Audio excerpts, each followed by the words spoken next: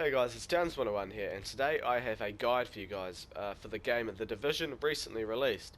Today I'm going to be talking about the primary DPS in this game.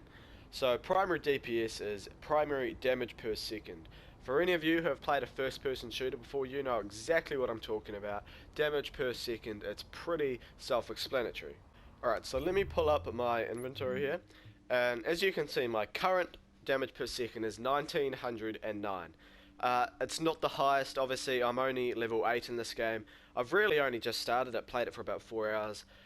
So I do not have the best gun in the game yet, but that's beside the point. I can still explain to you guys what it does. So basically, the amount of damage you are doing to your enemy per second is based on this stat. So each gun has a different damage per second. So as you can see, I have the classic AK-47 on at the moment. Bottom right, I've also got a quick release magazine on it, but I put that on. Doesn't actually affect the damage per second, however. So if I say I were to put this double barrel shotgun on, you can see how my damage per second goes down. If I were to put this police M4 on, which is my secondary weapon, you can see it there. So let's put my AK back on, and let's make sure that nope. I need the police M4 as my secondary because it does the second most damage per second. Obviously, I want both of my guns to be doing the most damage per second as possible because I need to, take on the enemies and whatnot. So the damage per second stat can also be affected, I believe, by some of this gear.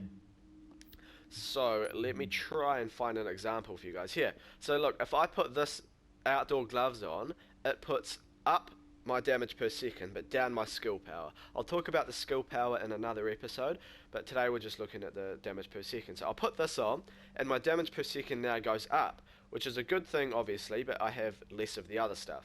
But personally for me, I like having this one on here, I think, because it has a more overall sort of rating, if you like.